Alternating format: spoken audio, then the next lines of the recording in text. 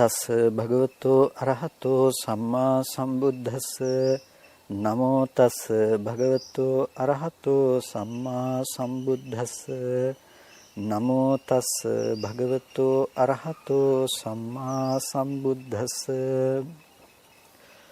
ශ්‍රද්ධා සම්පන්න කාරුණික පින්තුනි, කවුරුත් උතුම් සද්ධර්ම ශ්‍රවණයට සූදානම් වෙන මොහොත. භාග්‍යවත් ලෝතුරා සම්මා සම්බුදුරජාණන් වහන්සේ අපි කාටත් දේශනා කරන්නට යෙදුණු දුක නැති කරන ප්‍රතිපදාව පිළිබඳව අපි සාකච්ඡා කරන්නේ.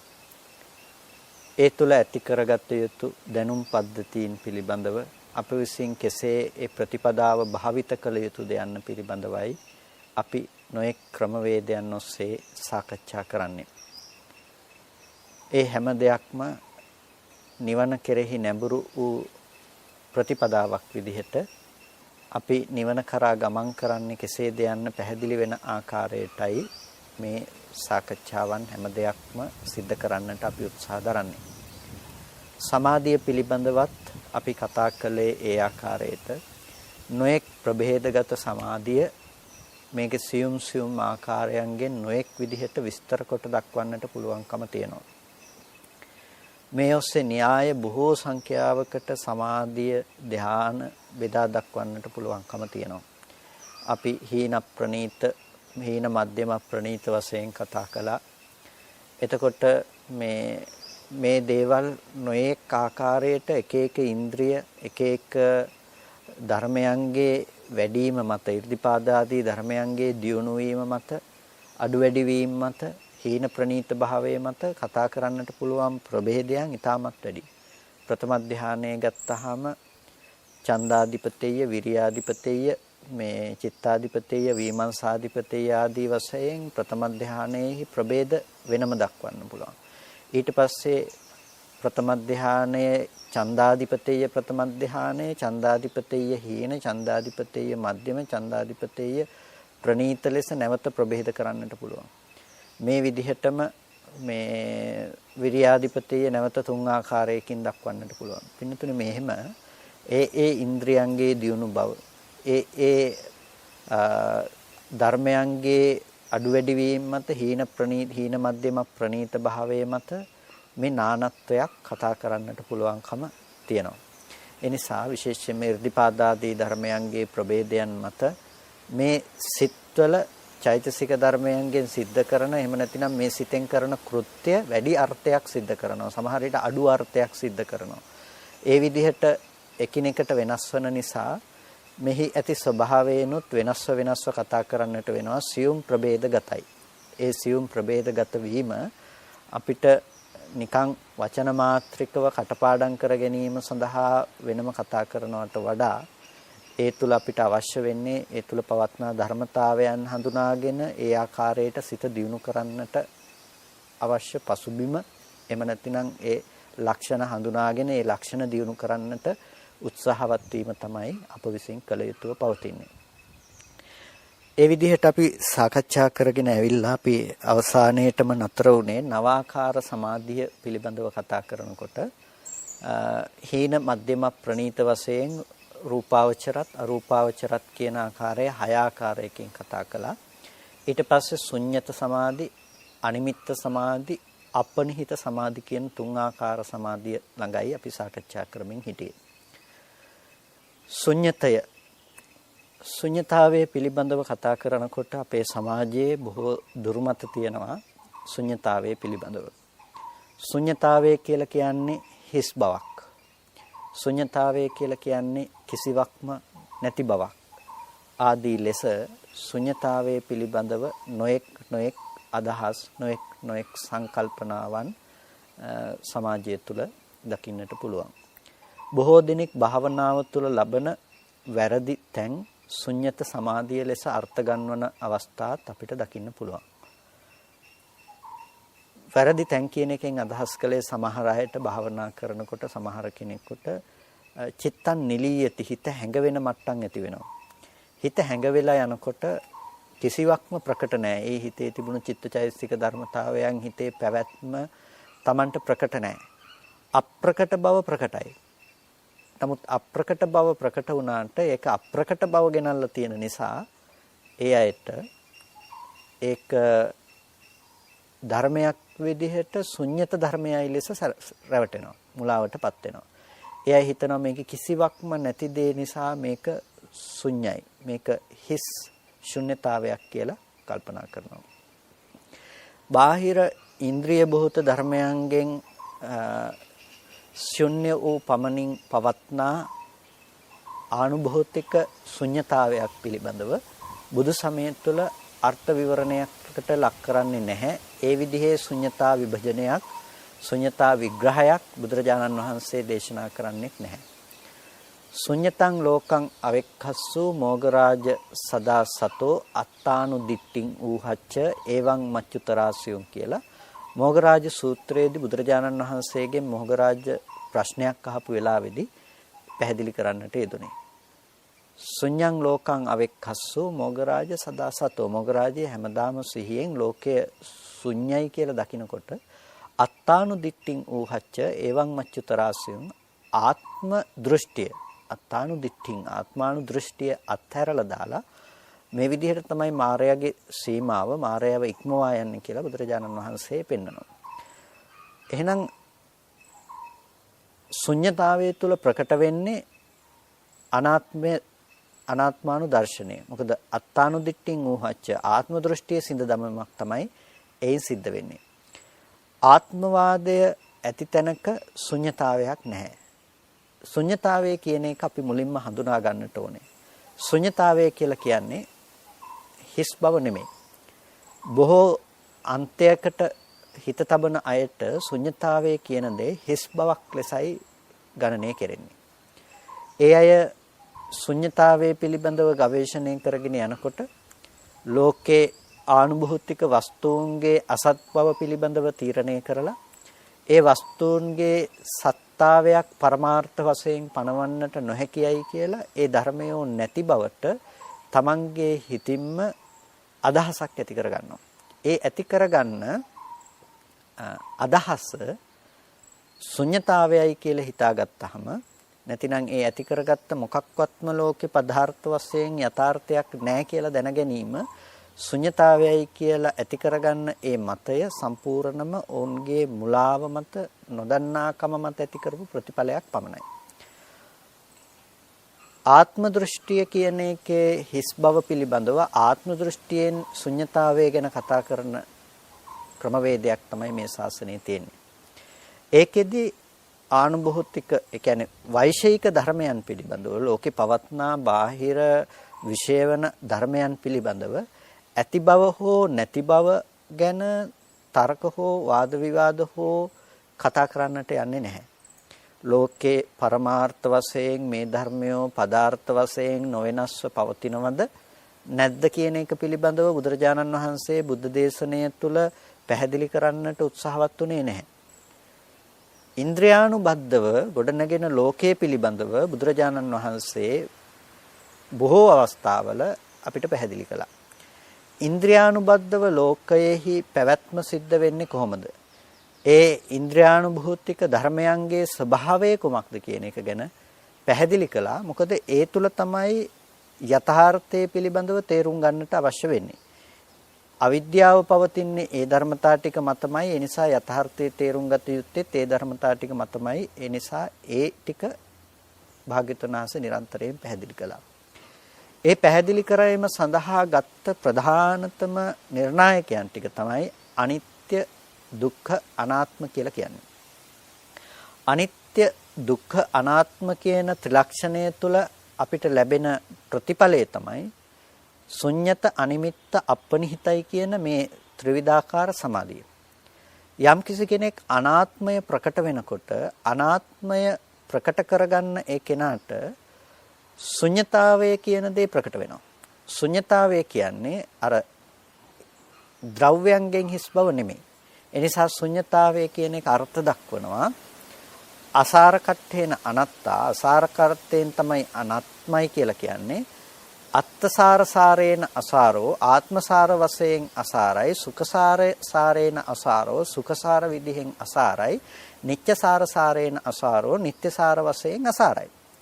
එතකොට මේ නিত্য සැප ආත්ම කරගත්ත මට්ටමින් අසාරවන ලෝකයේ තුල ඒ අසාරකාර්තය දැකීම නිසා තමයි සත්පුද්ගල භාවයෙන් ශුන්‍යයි කියන එක අවබෝධ කරගන්නට පුළුවන්කම තියෙන්නේ. එහෙනම් නිස්සත්තෝ නිජ්ජීවෝ ශුන්‍යෝ කියන තැනින් තමයි ඒ පිළිබඳව අර්ථ දැක්ුවේ.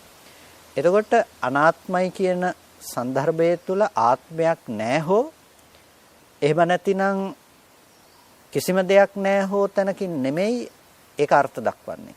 ශුන්‍යයි කියන එකකින් පදාර්ථ වශයෙන් හෝ ලෝකේ භෞතික වශයෙන් හෝ ආභ්‍යන්තරික වශයෙන් හෝ කිසිවක්ම නැහැයි කියන තැනකින් නෙමෙයි එතනත් අර්ථ දක්වන්නේ ශුන්‍යයි කියන තැනත්.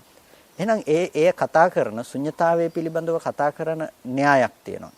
ශුන්‍යතාවය පිළිබඳව කවදාවත් වචන වලින් කතා කරන්නට පුළුවන් කමක් ඇති වෙන්නේ නැහැ කිසිම දෙයකින් ශුන්‍යයි කියන බවක් කතා කරන්න ගියොත්. මොකද ශුන්‍ය බව දකින්න නිසාම අශුන්‍යයිනේ. ශුන්‍යතාවයේ යම් කිසි කෙනෙක් දකිනවා නම් ලෝකය හිස් කියලා ශූන්‍යයි කියලා දකින ශූන්‍යතාවය දකින බව කියන දැක්ම නිසාම ඒක අශූන්‍යයි. ඒ නිසා අශූන්‍ය බව තුල ශූන්‍ය බවක් කතා කරන්න පුළුවන් කමක් නැත්තේ නැහැ.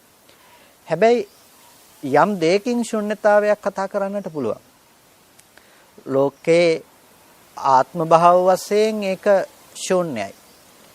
ඇයි එතන තියෙන්නේ අනිත්‍ය වන ධර්මතා ටිකක්, දුක්ඛ ධර්මතා ටිකක්. එතකොට හේතු නිසා හටගන්න ධර්මයෝ හේතු නැති වෙනකොට නැතුව යනවා කියන කාරණාව පෙන්වලා දෙනකොට, නැතිනම් අනිත්‍ය සංකල්පය පෙන්වලා දෙනකොට, දුක්ඛ සංකල්පය පෙන්වලා දෙනකොට ඒකේ ප්‍රකට වෙනවා අනාත්මයක්.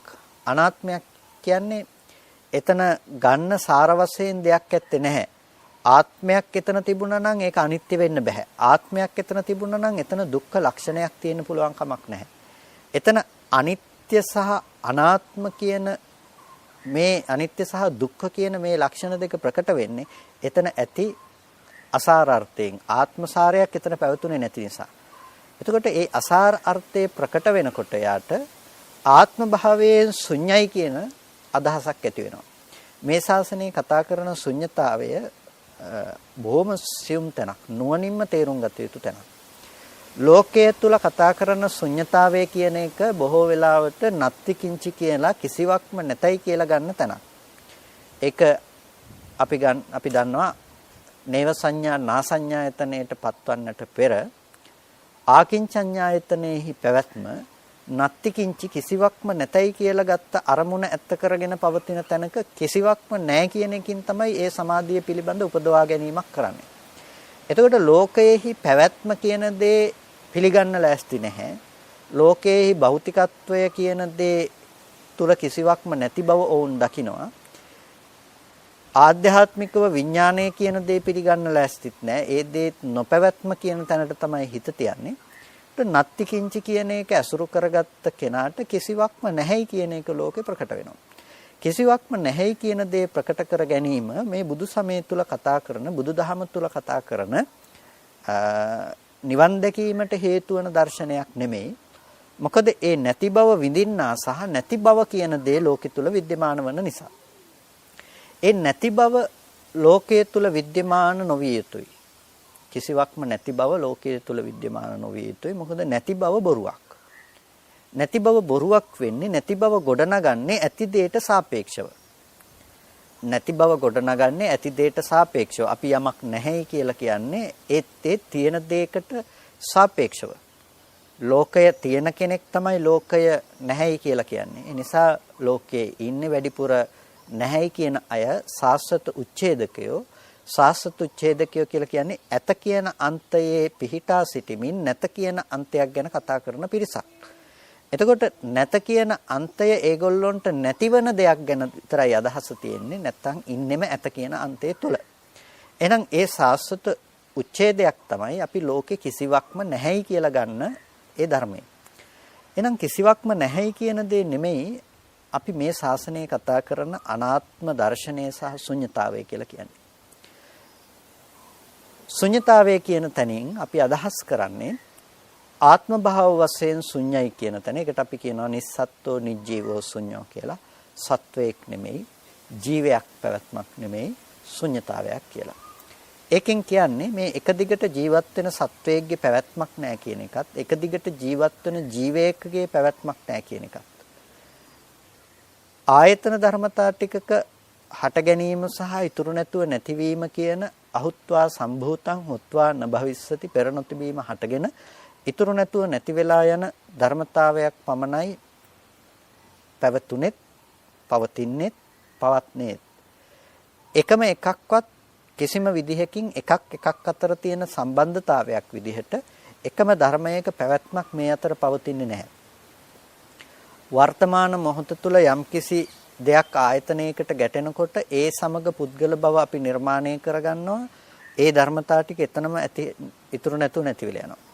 නැවත ආපහු හේතු ටික ඇති වෙනකොටම නැවත ආපහු ඇති වෙනවා. අපි කල්පනා කරනවා කලින් එකමයි කියලා කලින් එකම කල්පනා කරගෙන නැවත ඒක තියනවා කියලා හිතාගෙන ආපහු ඒ දැන් උපදවගත්ත ටික නැති වෙලා යනවා. එහෙනම් අපි ජීවත් වෙන්නේ ඇත්තටම වර්තමානයේ තුල ජීවත් වෙන අපි අතීතය සහ අනාගතය කියන දෙක ඈඳලා අරගෙන අතීතේ හිටපු තමන් වර්තමානයටපත් වීමත් වර්තමානයටපත් වූ තමන්ගේ අනාගතයටපත් වීමත් කියන ත්‍රිකාලවර්තී පුද්ගල භාවයක් අපි නිරන්තරයෙන්ම ඇසුරු කරනවා. මෙන්න මේ ත්‍රිකාලවර්තී පුද්ගල භාවය අපි නිරන්තරයෙන්ම ඇසුරු කරනකොට ඒ තුල ශුන්්‍යතාවයට ඉඩක් ඇත්තේ නැහැ. ශුන්්‍යතාවය කියන දෙයට ඉඩක් නැත්තේ ඒ තුල පුද්ගල භවක පැවැත්ම බැසගෙන තියෙන නිසා. පුද්ගල භව ස්පර්ශ කරන්නේ පුද්ගල භව රැඳී පවතින්නේ බාහිර ධර්මයන්ගේ මත. ඒ කියන්නේ බාහිර රූප ශබ්ද ගන්ධ රස ස්පර්ශ කියන ධම්ම කියන මේ ආරම්මණයන් ලෝකේ පවතින දේ හැටියට අපිට පේනවා නම් ඒක නැවත ඇසුරු කරන්නට පුළුවන් කියලා අපිට පේනවා නම් ඒ නැවත ඇසුරු කරන්නට පුළුවන් දේ ඇසුරු කරන්නා මේ පැත්තෙන් ලැබෙනවා නම් අන්න ඒ තුල තමයි අපිට ආත්මානුදෘෂ්ටියක් ගොඩනැගිලා තියෙන්නේ. ඒ කියන්නේ ආත්මයක් මේක විඳින්මින් ඉන්න ජීවිතයක් මේක විඳින්මින් යන කෙනෙක් ඉන්නවා කියන සංකල්පයක් අපිට ඇති වෙලා තියෙන්නේ. ඒ පුද්ගලයේ නිසා තමයි මට අතීතේ හිටපු මට දැන් දුක් විඳින්න පුළුවන්. මේ දැන් හොඳට ඉන්න මට අනාගතයට දුක් විඳින්න පුළුවන්කම තියෙන්නේ. ඒ හැම තැනකම මේ පුද්ගල භාවය අනුව බැසගත් තැනක අපි ජීවත් වෙනවා. මේ විදිහට පුද්ගල භාවය අනුව බැසගෙන ජීවත් වෙන කෙනෙකුට තමයි ශුන්්‍යත සමාධිය පිළිබඳව දේශනා කරන්නේ. ශුන්්‍යත සමාධිය ඇති කර ගැනීමෙහි ප්‍රධානම දේ තමයි අනාත්ම ලක්ෂණය ප්‍රකට කරගන්න එක. අනාත්මය ප්‍රකට කරගන්න කෙනෙකුට විතරයි ශුන්්‍යතාවය ප්‍රකට කරගන්නට පුළුවන්. ඒකෙදී කෙනෙක් කියනවා නම් බාහිර වෛශ්වික ධර්මයන්ගේ ඇති බව හෝ නැති බව ඒක සම්පූර්ණම බොරුවක්. මොකද ඒ ධර්මය තියනවා කියන්නට ගියත් ඒ ධර්මය නැහැ කියන්නට ගියත් ඒක අනවශ්‍ය තැනක ඇති කරගත්ත ප්‍රශ්නයක් පමණයි. එනිසා ඒ ලෝකය තුල පවතින ධර්මයන්ගෙන් හිස්ද ඒ ධර්මයන්ගෙන් නොසිස්ද කියන එක කතා කරන්නේ නැතුව එතන ඇති අනාත්මය ප්‍රකට කළා. ඒ තමයි සතර මහා ධාතුව සහ වර්ණ රූපය කියන දේ පැවැත්ම කියන දේ ඇස ඇති කල්ලි ප්‍රකට වෙන දෙයක්. මෙහි ප්‍රසාදවත් බව හැදිලා නම් අවිද්‍යා කර්ම තණ්හා ආහාර නිබ්බත්ති ලක්ෂණ නොදකීම කියන ටික මත මෙහි ප්‍රසාදේ නිර්මාණය වෙලා නම් බාහිර වර්ණ සටහන ඇහැටපත් වෙනවා කියන එක කොහොමත් සිද්ධ වෙන දෙයක්. ඒක චක්කු ප්‍රසාදයම වෙන්නට අවශ්‍ය නැහැ. වෙන ප්‍රසාදයක් තිබුණත් වර්ණ සටහන ඒ මත පතිත වෙනවා කියන දේ සිද්ධ වෙන දේ.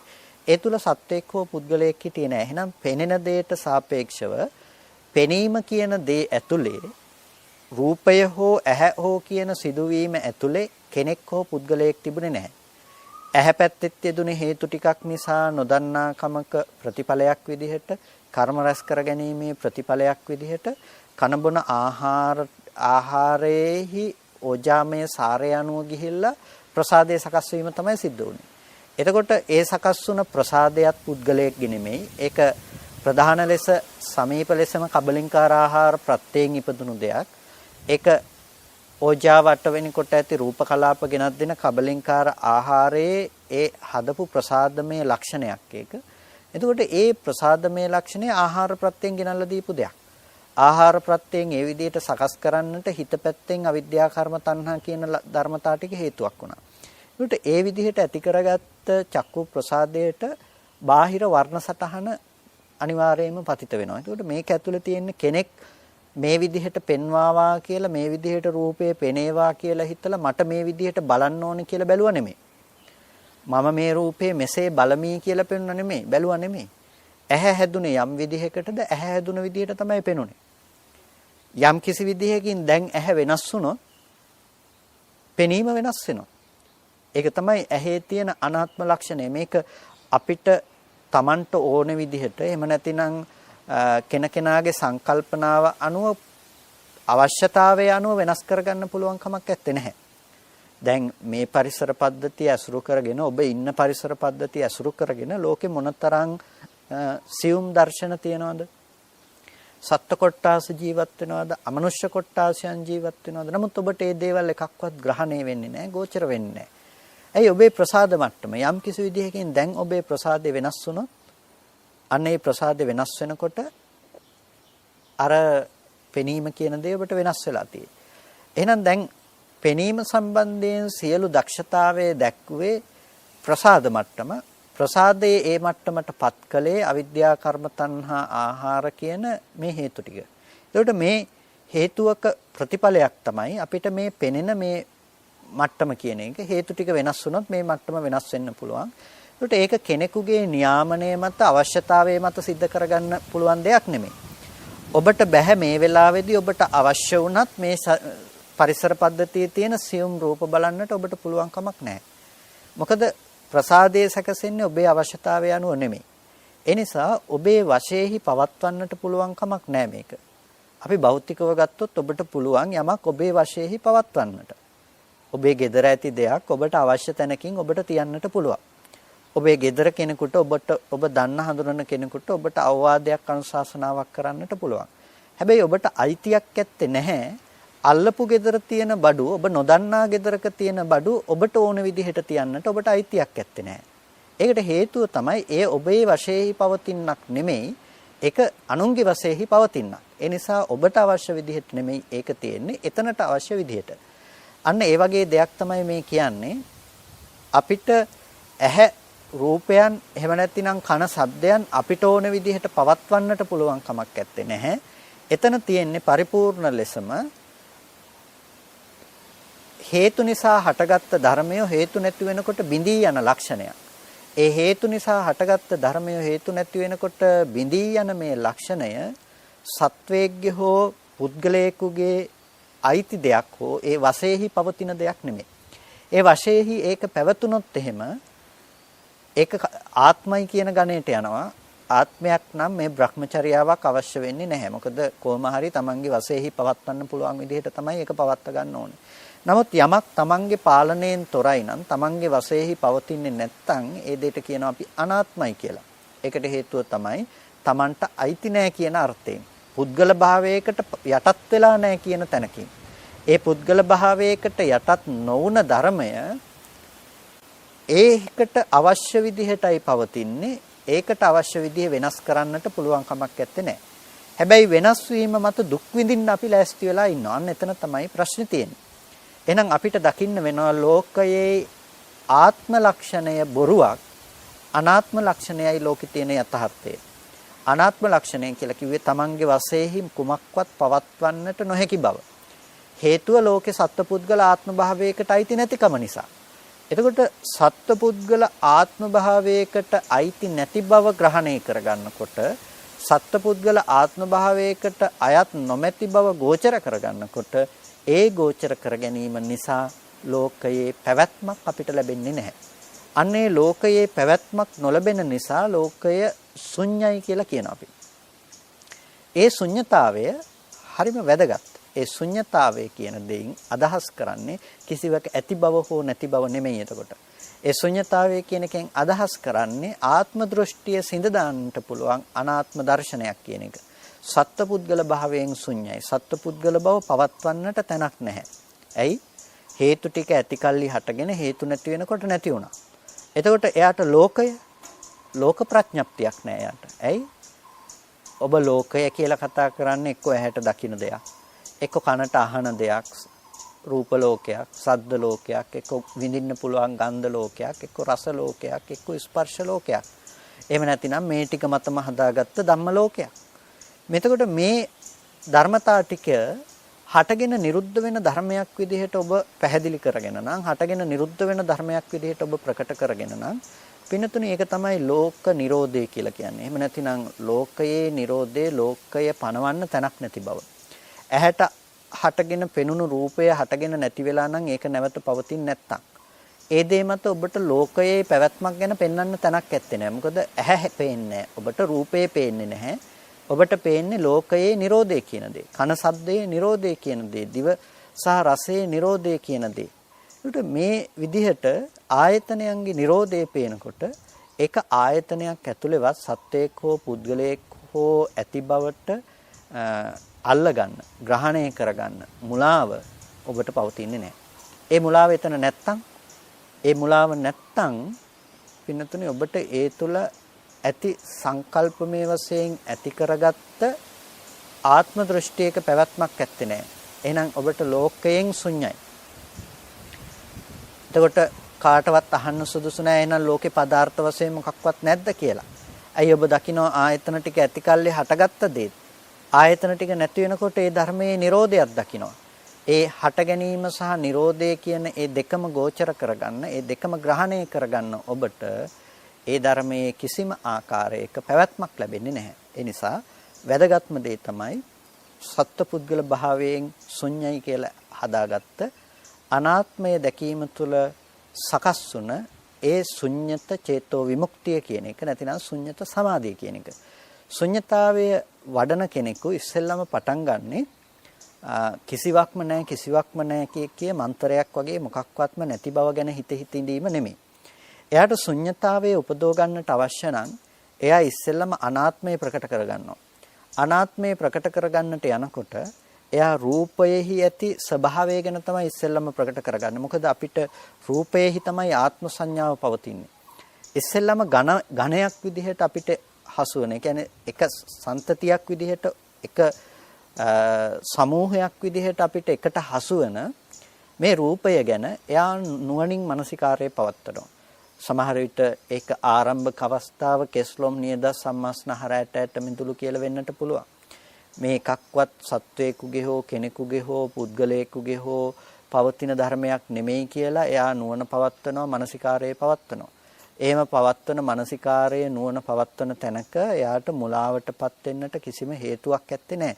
ඒකට ඒ තැන එයා ඉන්න මට්ටමට වැඩිය එහාට යන්න තමයි මේ මානසිකාරයේ පැවැත්වුවේ. ඒකට හිතෙන්න පුළුවන් එහෙනම් කෙස් තියනවා කියලා හිතන එකත් ආත්ම දෘෂ්ටියද කියලා. නෑ, කෙස් තියනවා කියලා හිතන එක නිවැරදි නෑ. නමුත් ඒක වැරදිත් නැහැ. ඒක තමයි ප්‍රතිපදාව. යා පළවෙනි පඩිය කියන එක බිම ගෑවිලා කියලා බිමයි පළවෙනි පඩියයි දෙකම එකයි නෙමෙයිනේ. පළවෙනි පඩිය කියන්නේ බිම ගෑවිලා. නමුත් ඒක පළවෙනි පඩිය.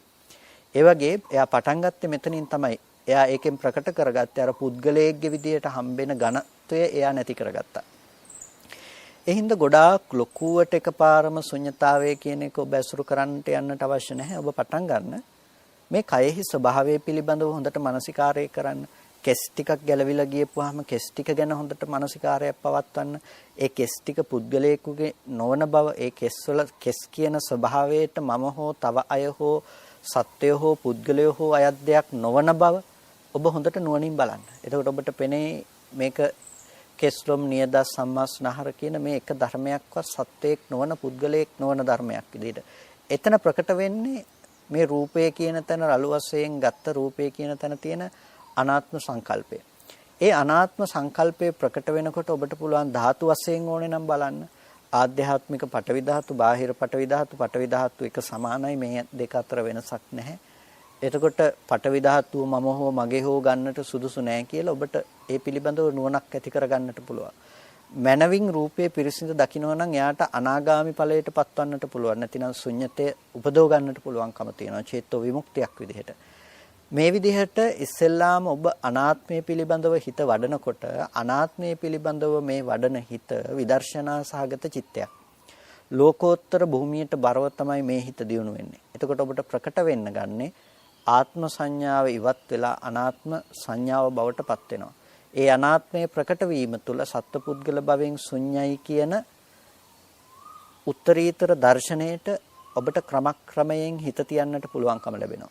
එතනට තමයි අපි යන්නට අවශ්‍ය. එතකොට ඒ ක්‍රමානුකූලව අනාත්මය තුල අපි හිත පවත්වාගෙන යනකොට අනාත්ම ලක්ෂණයේ හිත පිහිටෝ ගැනීම සත්පුද්ගල භවයෙන් ශුන්්‍යතාවයේ ක්‍රමක්‍රමයෙන් ප්‍රකට කරන්නට ගන්නවා. යම් කිසි මට්ටමක පෙරපසු නැතුව මුළු ආයතන ලෝකයම හිස් කියන එක ඔබට අවබෝධ කරගන්න පුළුවන්. ආයතන ලෝකයේම හිස් කියලා කිව්වේ ආයතන ලෝකෙ මුකුත් නැහැ කියන එක නෙමෙයි. හටගත්තු ධර්ම විතුරු නැතුව නැති වෙනවා කියලා දකින ඔබට අනිත්‍යතාවය පේනවා. අනිත්‍යතාවය පේනකොට ඔබට යමක් අනිත්‍ය නම් අනිත්‍ය ධර්මයම අනාත්මයි. Tamange වශයෙන්හි ඒක පවතින්නේ ඒ ධර්මයන්ගේ අනාත්මයි කියන ලක්ෂණය පේන්න ගන්නවා. එතකොට ලෝකයේ ආත්ම භාව වශයෙන් නොපවතින නිරෝධය කියන දේ ප්‍රකට වීම මත ඔබට ශුන්්‍යතාවය කියන ප්‍රතිඵලය ලැබෙනවා. ඒ ශුන්්‍යතාවය කියන ප්‍රතිඵලය ශුන්්‍යත සමාධිය. ඒ ශුන්්‍යත සමාධිය උපදව ගන්නට ඔබට පුළුවන්කම තියෙනවා. ඒක පිළිවෙලට ඕනේ නම් පිළිවෙලට යන්නට පුළුවන්. සමතය ආසේවණය කළත් ඔබට ශුන්්‍යතාවය උපදව ගන්නට පුළුවන් ක්‍රමක්‍රමයෙන් ගිහිල්ලා. එහෙම නැතිනම් විපස්සනාව තුළ පමණක්ම හුදෙක් ගිහිල්ලා ශුන්්‍යතාවය උපදව ගන්නටත් පුළුවන්. කෙසේ වෙතත් ශුන්්‍යතය කියන එක සමාධියක්. අපි ඒ සමාධියට කියනවා ලෝකෝත්තර සමාධිය කියලා. ඒ සමාධිය ලෞකික සමාධියක් නෙමෙයි. ඒක ලෝකෝත්තර සමාධිය. ඊට පස්සේ ශුන්්‍යත සමාධිය ළඟට අපිට හම්බ වෙනවා අනිමිත්ත සමාධිය. අනිමිත්තයි කියලා කියන්නේ නිමිති කරන ධර්ම ඇත්තේ නැහැ. අනිමිත්තයි කියලා කියන තැනදී ලෝකයේ අපි අසුරු කරන වස්තුන් නිමිති විදිහටයි ප්‍රකට වෙන්නේ. අන්න ඒ නිමිති නැති බව තමයි අනිමිත්ත බවයි කියලා කියන්නේ. ඒ කියන්නේ යම් කිසි තැනක ලෝකේ පඨවි ආපෝ තේජෝ වායෝ කියන මහා භූතයන්ගේ පැනවීම තියෙනවා නම් ඒ තැනක ලෝකේ දිග කොට අණු තූල වශයෙන් ඒ කියන්නේ කුඩා මහත් ආදී වශයෙන් ලෝකේ පැනවීම තියෙනවා. මේ ලෝකේ පැනවීම තියෙනවා නම් ඒ ලෝකයට පැමිණීම සහ ලෝකයෙන් පිටත් වීම ලෝකයෙන් යෑම කියන දේ තියෙනවා. චුතිය සහ උප්පත්තිය පේනවා. චුතිය උප්පත්තිය පෙනෙන තැනක ජරා මරණ දුක විඳින්නට පුළුවන් මට්ටම තියෙනවා. අන්න ඒ නිසා ලෝකේ නිමිති කියන දේවල් තුළ ඉඳලම ජරා මරණ දක්වාම යම් සම්බන්ධතාවයක් තියෙනවා. අපිට ඇසුරු කරන්නේ අපි ඒ ගත්ත නිමිති. ඔබ දැන් ආදරණීය දරුවා කියලා එක විට සිහිපත් කළොත් ඔබ සිහිපත් කරන්නේ ඒ දරුවා බවට ඔබ ඇති කරගත්ත හිතෙහි පවත්නා නිමිති සමුදායක්. ඒ නිමිති සමුදාය යථාර්ථය නෙමෙයි. ඒ නිමිති සමුදාය ඇති කරන්නට හේතු වුණ දේ මේ වෙලාව වෙනකොට ඇත්තේ නැහැ.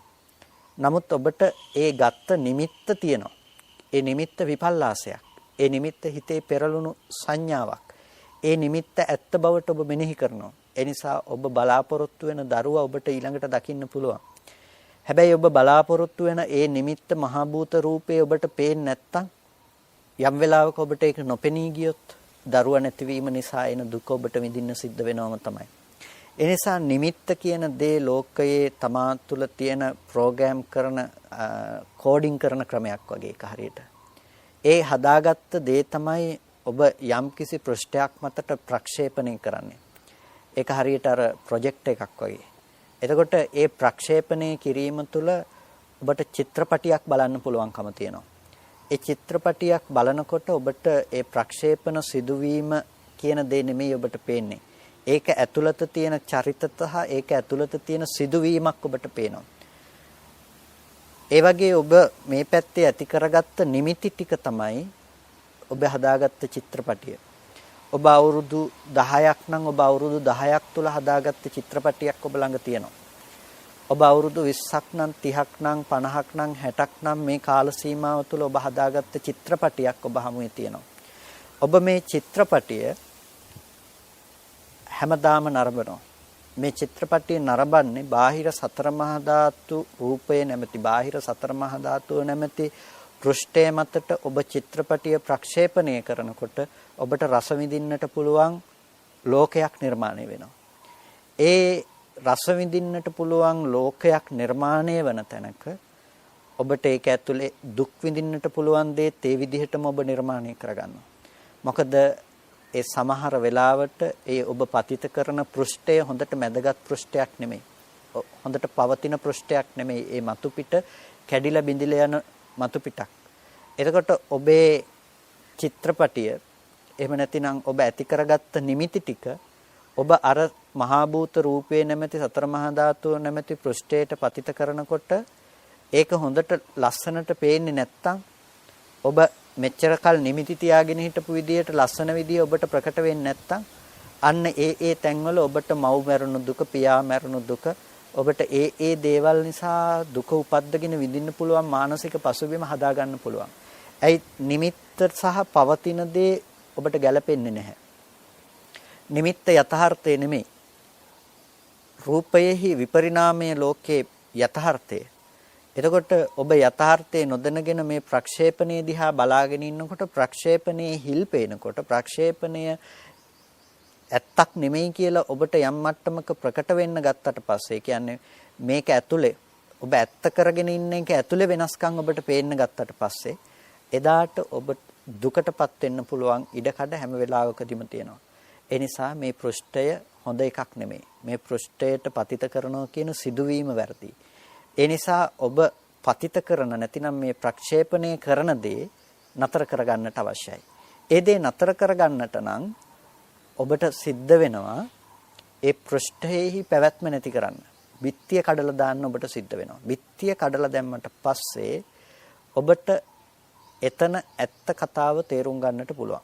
බිත්තිය කඩලා දැම්මට පස්සේ ඔබට එතන ප්‍රක්ෂේපණය කරන්නට මේක පතිත කරලා තියාගන්නට ඔබට චිත්‍රපටියක් බලන්නට පුළුවන් කමක් නැත්තේ නැහැ. අන්න එතනට තමයි ඔබට නිමිති එන පැත්ත වහන්නේ. නිමිති එන පැත්ත වහන එක තමයි ප්‍රක්ෂේපණය කරන්නට තියෙන බිත්තිය කඩලා දානවා කියලා කියන්නේ. නිමිති කියන දෙයින් අදහස් කරන්නේ ඔබ ඇහැට දකින දේවල් ගැන ඇති කරගන්න වේදනා සංඥා අනු ඇති කරගන්න නිමිති. යමක් නිසා ඔබ සැප වේදනාවක් ඇති කරගත්තා නම් සැප වේදනාව ඒ රූපයට අයිති දෙයක් ලෙස ඔබ කල්පනා කරනවා. ඒ සැපසහගත සංඥාව රූපයට අයිති දෙයක් ලෙස ඔබ කල්පනා කරනවා. ඊට පස්සේ යමක් නිසා නම් ඔබට ඒ දේ ආවේ ඒ ආපු දේවල් අනුව ඔබ ලෝකයේ තුල මොලාව කියන දේ උපද්දගෙන ඒ තුල ඔබ රැවටෙනවා. අන්නේ රැවටෙන එක තමයි අපිට නිමිති ගෙනල්ලා දෙන්න තියෙන එකම දේ. අනිත්‍ය දේ අනිත්‍යයි කියලා දන්නේ නැතිකම නිසා ඒ දේ නැවත දකින්නට පුළුවන් විදිහට ඒ දේ ලෝකේ පවතින දේ හැටියට අපි තමන්ගේ මනස පැත්තේ නැවත නැවතත් ඒ දේවල් පවත්වාගෙන යෑම තමයි නිමිතිකරණය කියලා කියන්නේ. මෙන්න මේ නිමිතිකරණය නිසා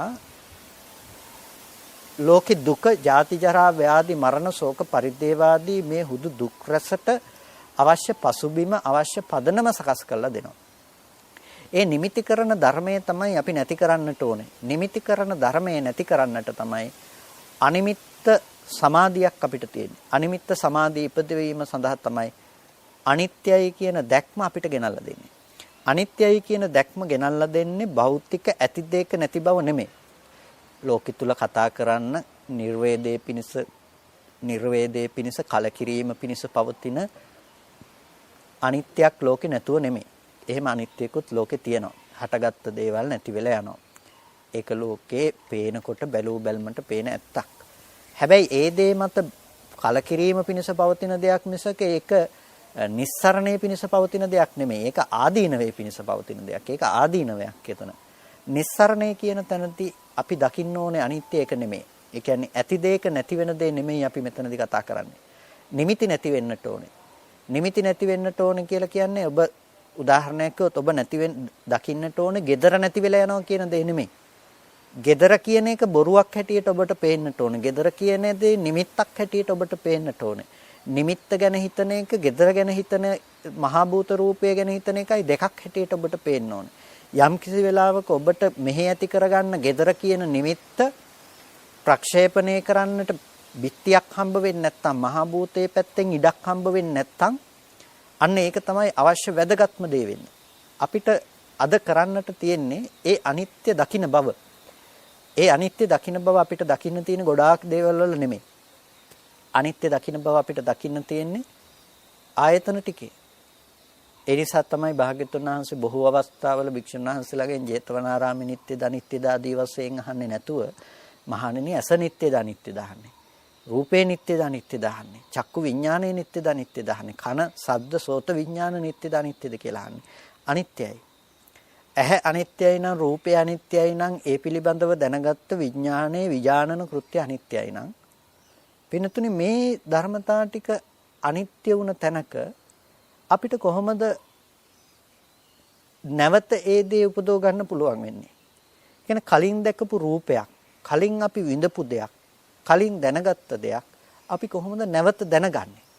අපිට නැවත ඒ දේ දැනගන්නට ඉඩක් නැහැ. නැවත ඒ දේ ඇති බවට ගන්නට පදනමක් නැහැ කියන එක අපිට මනාකොට පෙන්වලා දෙනවා.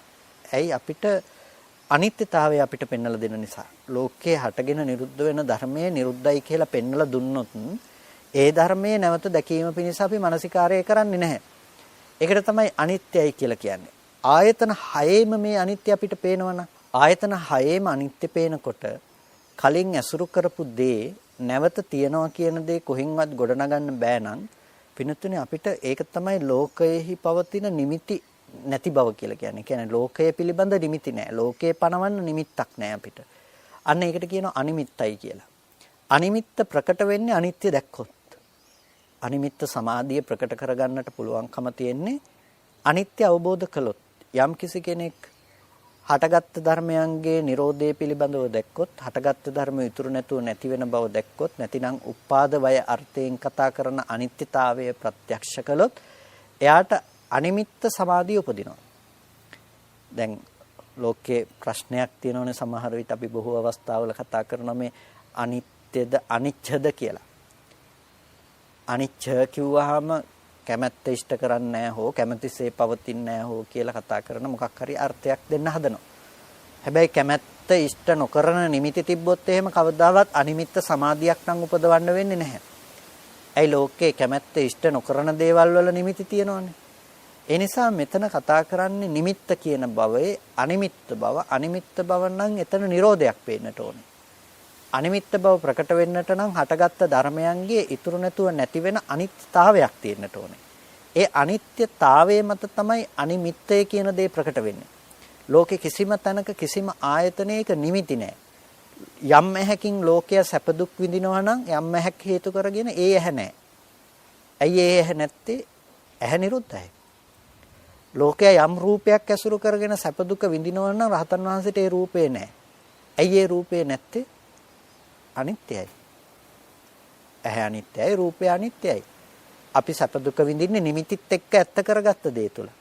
එහෙනම් නිමිති තුල ගෙනල්ලා දෙන ඇහැ, නිමිති තුල ගෙනල්ලා දෙන රූපය ඒක අනිත්‍යයි. ඒ නිමිති තුල ගෙනල්ලා දෙන නිමිති තුල ඇති කරන ඒ දේ අනිත්‍යයි කියලා අපි දකිනකොට පින්නතුනේ අර ලෝකේ පුද්ගල භාව වශයෙන් ගත්ත උපාදාන වශයෙන් ග්‍රහණය කරගස්ස දැඩිව සත්ත්ව පුද්ගල වශයෙන් ඇසුරු කරගත්ත මට්ටම අපිට සම්පූර්ණයෙන්ම බොරුවක් කියන එක ගෙනල්ලා දීලා තියෙනවා. ඒක බොරුවක් කියලා ගෙනල්ලා දෙනකොට ලෝකෙ නිමිති විදිහට ඇසුරු කරන්නට පසුබිමක් නැහැ. නිමිති විදිහට අපිට දෘෂ්ටි විදිහට බැස ගන්නට තැනක් පෙන්වන්නේ නැහැ. පැනක් නොපෙන්නන නිසා ඒකට කියනවා අනිමිත්ත සමාධියක් කියලා. එතකොට අනිත්‍ය දැකීම තුළ තමයි අනිමිත්ත සමාධිය උපදවන්නට තියෙන්නේ. ඒ හින්දා ඔබට එක්ක ස්කන්ධ වශයෙන් එක්ක ආයතන වශයෙන් ඇහැ රූප චක්කු විඥානයන්ගේ අනිත්‍ය හෝ එහෙම නැතිනම් ආයතන මට්ටමින් නැතිනම් ස්කන්ධ මට්ටමින් හරි. ඒ කියන්නේ රූප වේදනා සංඥා සංකාර විඥාන කියන ඒ සිතක් පාසා ඇති ස්කන්ධ ධර්මයන්ගේ අනිත්‍යතාවය හරි ඔබට ප්‍රත්‍යක්ෂ කරන්නට පුළුවන්. ඒ දේ ගැන ඔබ මානසිකාර්යය පවත්වනකොට ඔබ පටන් ගන්නේ මුල් අධීරයේ ඉඳලා වෙන්නට පුළුවන්. ඇහැට පෙනෙන ඇති බවට හමු වන සිදුවීමක් කරබයා වන්නට පුළුවන්. ඔබ අනිත්‍යයි කියන එක මූලික ලෙස ඔබ මෙතනදී වඩන්නේ සිහිපත් කරන්නේ.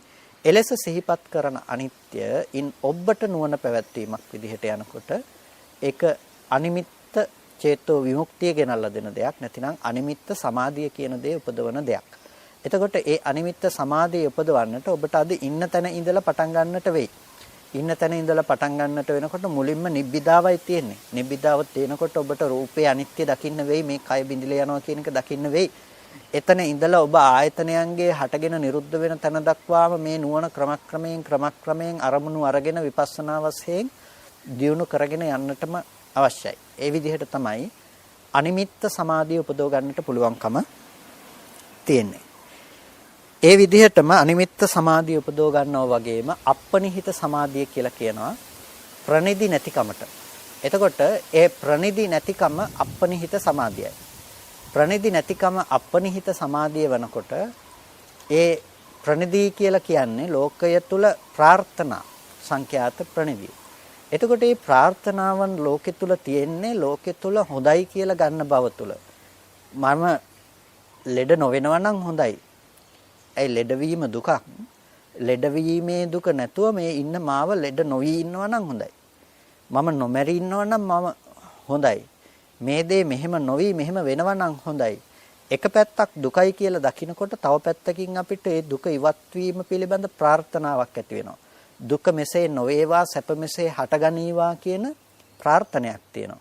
එතකොට ඒ දුක නූපදීවා සැප උපදීවා කියන ප්‍රාර්ථනාව අපි තව විදිහකින් කිව්වොත් බලාපොරොත්තුවක්. අපි ඒ දේ නිසියාකාරව සිද්ධ කර ගැනීමේ බලාපොරොත්තුවක් අපිට තියෙනවා. ලෝකෙ තුල ඒ අපේ කැමැත්ත අනුව ඉෂ්ට කර ගැනීම ඒකට ප්‍රනිදිය කියලා කියනවා. ප්‍රාර්ථනාවක් කියලා. ඒ රූපයේහි සැප කැමැති ඒ ප්‍රනිතිය ලෝකේ යහපත කැමැති ඒ ප්‍රාර්ථනාව ඒකෙදි කියන්නේ මේ ආයතන ලෝකයේ පිළිබඳව ආයතන ලෝකේ සැප විඳින්නට කැමැති ඒ සුඛය තුල රැඳී පවතින ඒ ප්‍රාර්ථනාව සම්පූර්ණම සැපය මත ප්‍රකට වෙන දෙයක්. ඒ නිසා තමයි අපිට දුක ප්‍රකට කරගන්නට කියලා කියන්නේ. දුක ප්‍රකට කරගන්නට කියන්නේ අනේ දුකයි කියලා හිතේ සෑහෙන ਸੰతాපය උපදව ගන්න කියනෝ නෙමෙයි. කියන්නේ දුක් විඳින්න කියනෝ නෙමෙයි මේ. දුක කියලා කතා කරන්නේ දුක්ඛ ලක්ෂණ ටිකක්. ඒ දුක්ඛ ලක්ෂණ ටික කියලා කියන්නේ ලෝකයෙහි පැවැත්ම කියන දේ හේතු ටික නිසා හටගෙන හේතු නැති වෙනකොට නැති වෙන දෙයක් කියන තැන නම් ලෝකය කියන දේ හට ගැනීමත් නැතිවීමත් කතා කරන්නේ. එතනදී Tamanට කරන්න දෙයක් නැති බව Tamanට ප්‍රකට වෙනවා. Tamanට ඕනේ විදිහට මේ දේ උපදවන්නට පුළුවන් කමක් නැහැ කියන එකත් Tamanට ප්‍රකට වෙනවා. ඒ නිසා රහතන් වහන්සේ නමකට ප්‍රනිදියක් ඇත්තේ නැහැ. අනේ මම ලෙඩ නොවෙනව නම් හොඳයි. අනේ මම නොමැරි ජීවත් වෙනවා නම් හොඳයි කියලා ප්‍රනිදිය ඇත්තේ නැහැ. ඒ ප්‍රනිදිය කියන දේ නැති සමාධියක් තියෙනවා. ඒකට තමයි අපනිහිත සමාධිය කියලා කියන්නේ. අපනිහිත සමාධිය කියන දේ ඇති වෙන්නේ දුක්ඛ දර්ශනය තුළ. දුක්ඛානුදර්ශනය කියලා කියන්නේ අනේ දුකයි කියලා අපි වැළපෙන එක ගැන නෙමෙයි. එතන දුක කියලා කියන්නේ සංකත ලක්ෂණය දැකීමෙන් අපිට පේන දුක්ඛ ලක්ෂණය. විපරිණාමයේ දැකීම තුළ අපිට පේන දුක්ඛ ලක්ෂණය. සංతాපාර්ථයේ දැකීම තුළ අපිට ඇතිවෙන දුක්ඛ ලක්ෂණය. පීලනාර්ථයේ දැකීම තුළ ඇතිවෙන දුක්ඛ ලක්ෂණය කියන දුක්ඛ ලක්ෂණ ටිකක් පිළිබඳවයි එතනදී කතා කරන්නේ. එතකොට අනිත්‍ය ධර්මයේ මේ වගේ දුක්ඛ ලක්ෂණ ටිකකින් යුක්තයි. යමක් හේතු නිසා හටගෙන හේතු නැති වෙනකොට නැති වෙනවා නම් ඒ ධර්මයේ සංකතයි. ඒ ධර්මයේම සංකතයි කියන්නේ දුකක්. දුක්ඛ ලක්ෂණයක් ඒක. ඒක වේදනාවක් නෙමෙයි. වේදනාවකින් විතරක් දකින්න එපා. එතකොට ඒක දුක්ඛ ලක්ෂණයකින් යුක්තයි. ඒ වගේම ඒක විපරිණාමයටපත් වෙනවා. ඒ හේතු වෙනස් වෙනකොට ප්‍රතිඵලය වෙනස් වෙනවා. එතකොට ඵලයට පවතින්නට බෑ හේතුවට එහා ගිහිල්ලා හේතුව ඉක්මවා ගිහිල්ලා. එහෙනම් ඒ හේතුවට අනුව ඵලයක් වෙනස් වෙනවා නම් ඒක විපරිණාමය කියන දේ තියෙනවා. එතකොට මේ විපරිණාමය කියන එකත් දුකක්. දුකක් කියලා කියන්නේ ක්ෂය, නින්දිත, පහත් කියන අර්ථයකින් තමයි විපරිණාමය පිළිබඳව මේ කතා කරන්නේ. නැතිනම් වේදනා මාත්‍රිකව නෙමෙයි. එතකොට එතන දුක්ඛ ධර්මයක් තියෙනවා. ඒ දුක්ඛ ධර්මය ඒ විදිහට අපි තේරුම් ගන්නකොට පින්නතුනි ඒක තමයි අපනිහිත බව, එහෙම නැතිනම් ප්‍රනිදි රහිත බව. එතකොට ලෝකයේහි දුක විතරයි යාට ප්‍රකට වෙන්නේ. ලෝකය කියලා කිව්වේ ආයතනික ලෝකය. කිසිම ආයතනයකින් අසංස්කෘත දෙයක් යාට පේන්නේ නැහැ. ඒ කියන්නේ හේතු නිසා සකස් නොකරන දෙයක් යාට පේන්නේ නැහැ. ආයතන ටිකේ හට ගැනීම පේන තැනක සංකත ධර්මයක් තමයි පේන්නේ. එතකොට මේ සංකත බව දකින්නවා කියලා කියන්නේ දුක්ඛ ලක්ෂණය දකින්නවා. දුක්ඛ ලක්ෂණය දැකීම තුළ අපනිහිත සමාධිය තමයි උපදවන්නේ. අපනිහිත කියන එක තුළ එයාට මිදීම තියෙනවා. මේ තුනට කියනවා විමුක්ති ద్వාර කියලා. එහෙම නැත්නම් විමුක්ති මුඛ තුනක් කියලා. ශුන්්‍යත, අනිමිත්ත, අපනිහිත කියන මේ තුන. මේ තුන ලබන්නට පුළුවන් වෙන්නේ අනාත්ම, අනිත්‍ය, දුක්ඛ කියන මේ ලක්ෂණයන්ගෙන් විතරයි. ඒ ත්‍රිලක්ෂණ අවබෝධය තුළ තමයි මේ ධර්මයේ ගෝචර කරගන්නට පුළුවන්කම තියෙන්නේ. ඒ නිසා සමාධිය බෙදා දක්වනකොට මේ තුන් ආකාරයෙන් සමාධිය බෙදා දක්වනවා. අනිත්‍ය, දුක්ඛ, අනාත්ම කියන මේ ත්‍රිලක්ෂණ ධර්මයක් විදිහට මේක බෙදා දක්වනවා. එතකොට දැන් අපි නවාකාර සමාධිය පිළිබඳවයි කතා කළේ. නවාකාර සමාධිය රූපාවචර, අරූපාවචර, හීන, මධ්‍යම, ප්‍රනීත වශයෙන් 6කුත්, ශුන්්‍යත, අනිමිත්ත, අපනිහිත වශයෙන් 3 ආකාරයකිනුත් කතා කළා. ඊට පස්සේ දස සමාධි දස ආකාරයකට සමාධිය බෙදා දක්වනවා. උද්දුමාතක විනීලක විපුබ්බක විච්ඡිද්දක වික්ඛායිතක වික්ඛිත්තක ඒ වගේම හත වික්ඛිත්තක ලෝහිතක පුලවක අට්ටික වශයෙන් ඇති කරගත්ත අර දස අසුබ සංඥා මත ඇති කරගත්ත සමාධියක් තියෙනවා. ඒ දස අසුබ සංඥා මත ඇති කරගත්ත සමාධිය. ඒත් මේක සතිපට්ඨානයේ පැත්තෙන් අපිට කතා කරන්නට තියෙන දෙයක්. මේ එකක් පිළිබඳව අද ඔබට අත්දැකීම් ගන්න නම් රූප නිමිති ආශ්‍රයෙන් තමයි ගන්නට වෙන්නේ. අද සොහොන්වල ගිහිල්ලා නිකන් මිනිදාමීමක් සිද්ධ කරන්නේ නැති නිසා ටිකක් අපහසුයි මේ නිමිති ගන්නට. නමුත් ගන්න බැරිම කමකුත් නැහැ. අන්තර්ජාලය තුලින් හරි නිමිත්තක් ගන්න පුළුවන්කම තියෙනවා. නමුත් අදහසක් වශයෙන් හරි ඔබට නිමිති ඇති කර ගන්නට පුළුවන්. ආර්ථික සංඥා වගේ දේවල් නම් ප්‍රගුණ කරන්නට පුළුවන්කම තියෙනවා. ඉතින් ඒ විදිහේ සංඥාවන් ප්‍රකට කර ගැනීම තුළ සමාධි මට්ටම් ඇති වෙනවා. ඒ සමාධියෙන් අදහස් කරන්නේ ලෝකයේ තුල අර එන නිමිති අයින් කරලා ඒ තුල ඒකාග්‍රතාවයක් ගොඩනගෙනවා කියන එකෙන් ඇති කරගන්න සමාධි මට්ටමක් තමයි එතනදී කතා කරන්නේ. ඊට පස්සේ පංචවේසති සමාධිත්තානා කියලා සමාධියේ සමාධි ස්වභාවය කියන්නේ මොකක්ද කියන එක ගැන පැහැදිලි කරනවා 25 ආකාරයකින්. ඒකට 25 ආකාරයකින් ඒක පැහැදිලි කරනකොට පරිග්‍රහ වශයෙන්, පරිවාර වශයෙන්, පරිපූර්ණ වශයෙන්, ඒකාග්‍රගත වශයෙන්, අවික්ෂේපාර්ථයෙන්, අවිසාරට්ඨේන නොවිසරුණු අර්ථයෙන්, ඒ වගේම අනාවිල අර්ථයෙන්, ඒ කියන්නේ නොකලඹුණ අර්ථයෙන් මේ විදිහට නොඑක් අර්ථයන්ගෙන් සමාධිය පිළිබඳව 25 ආකාරයකින් කතා කරනවා. ඒ කාරණාවන් ටිකක් අපිට වෙනම දීර්ඝව කතා කරන්නට වෙනවා වගේම ඒ දේවල් වල තියෙන සියුම් ස්වභාවය නිසා ඔබට යම් ඒ තුළ ඒකාකාරී බවක් ඔබට ගොඩනගෙන්නට පුළුවන්. ඒ නිසා ඒ 25ම ඒ විදිහට අද දවසේදී විස්තර කරන්නට කාලයක් නෙමෙයි, බලාපොරොත්තුවක් නැහැ. නමුත් සමාධිය මේ විදිහේ 25 ආකාරයකින් සමාධි ලක්ෂණයන්, සමාධි ස්වභාවය බෙදා දක්වනවා කියන එක ඔබ තේරුම් ගන්නවා නම් ඒක වටිනවා. හොඳයි, මේ විදිහට අද දවසේදී කවුරුත් සද්ධර්ම ශ්‍රවණය කරලා යෝනිසෝ මනසිකාරාදී පැවැත්තුවා. මේ සිද්ධ කරගත්ත සියලුම කුසල ධර්මයන් අපි අනුමෝදන් කළ යුතු අයට අනුමෝදන් කරමු. පළමුවෙන් අපට අර්ථයෙන් ධර්මයෙන් අනුශාසනා කළ ධර්මාචාර්ය අවසරයි මාංකඩවල සුදස්සන ස්වාමීන් වහන්සේට, මාංකඩවල නන්දරත්න ස්වාමීන් වහන්සේට, ස්වාමීන් වහන්සේලා දෙනමතම උතුම් නිවනින් සැනසීම පිණිස මේ කුසලය හේතු පාරමිතාවක්ම වේවා කියලා සාදුහු කියලා පින් අනුමෝදන් කරන්න.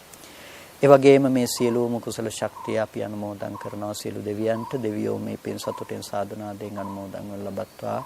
දෙවියන්ට මේ පින් උතුම් නිවනින් සැනසීම පිණිස හේතු පාරමිතාවක්ම වේවා කියලා සාදුහු කියලා පින් අනුමෝදන් කරන්න.